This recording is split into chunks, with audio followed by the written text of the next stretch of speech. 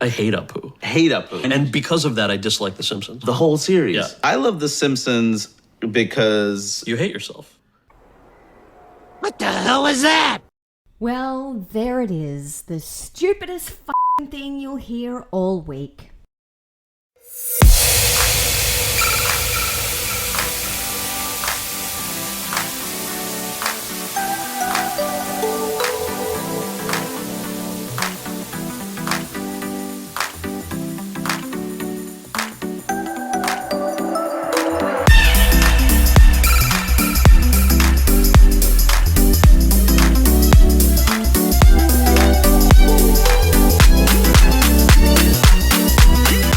So, about a year ago, this dude decided to make his personal dislike of the Simpsons character Apu everyone's problem.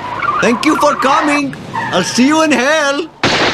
Hank Azaria, who voices Apu, was quick to respond to the mounting controversy. Yeah, I've given this a lot of thought, really a lot of thought. And as I say, my eyes have been opened.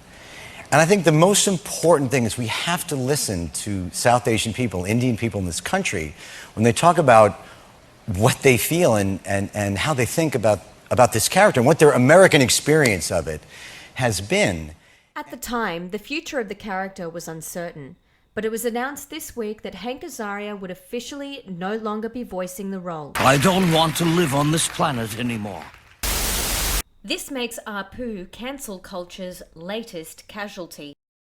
A few weeks ago, I reviewed the book Invisible Planets, translated by Ken Liu, link to that video in description. And in it, I read a story called The City of Silence by Ma Boyong, and I cannot stop thinking about it. A system alert popped up. You have new mail. Arvadan had finally found a reason to pause his work.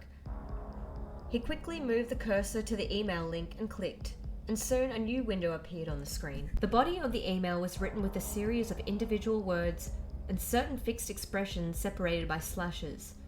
This was a format suggested by the appropriate authorities. Although modern mainframe computers could now process natural language digital text easily, this style of writing was a gesture on the part of the citizen to indicate that he possessed the proper attitude. Arvadan sighed. Every time he received a new email, he hoped there would be some fresh stimulus to jolt his nervous system, which was growing duller by the day. Arvadan clicked reply and then opened a text file with the name List of Healthy Words in another window. This file contained the words and fixed expressions which the appropriate authorities required every web user to use. When they wanted to compose emails or use the discussion forums, they must find the appropriate words from this list with which to express themselves. If the filtering software found any web user using a word not on this list, then the word would automatically be shielded and replaced with the phrase, "Please use healthy language." He referred to the list and quickly composed a response similar in style to the email he had received. The list of healthy words forced people to compress as much information as possible into the fewest words and to eliminate all unnecessary flourishes and figures of speech. The resulting compositions were like that cup of distilled water. Flavorless. So while it starts with cancel culture in the entertainment and social media worlds, it ends with government policy that enforces censorship, political correctness, and punishment for perceived dissenters.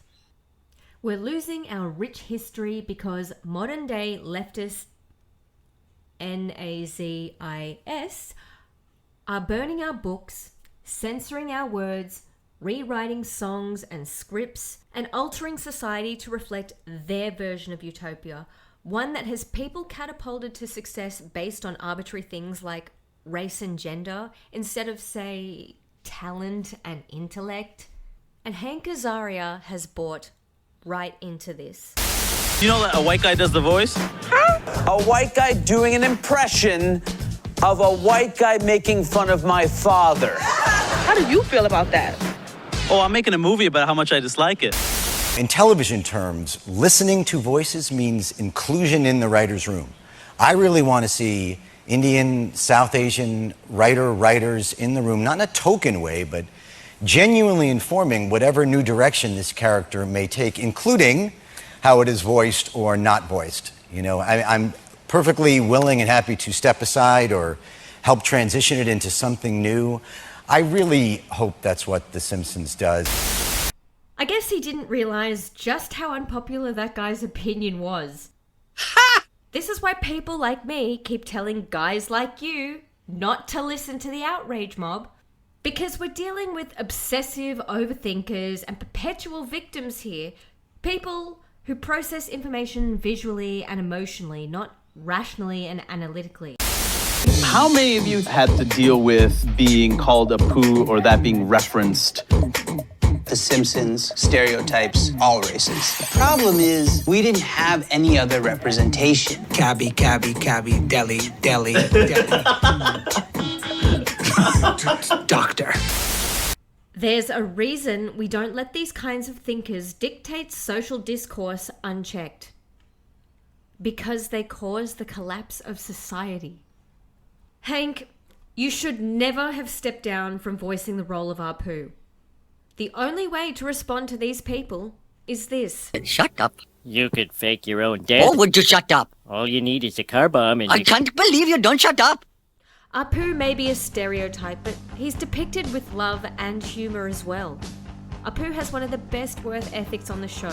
He doesn't shove his religion down your throat or expect special treatment. He cares for his family and his business and his community, so what if he happens to have a catchphrase that emphasizes his accent? It's not the sum of the character, and those insisting that it is are the real racists. Grow up, dude.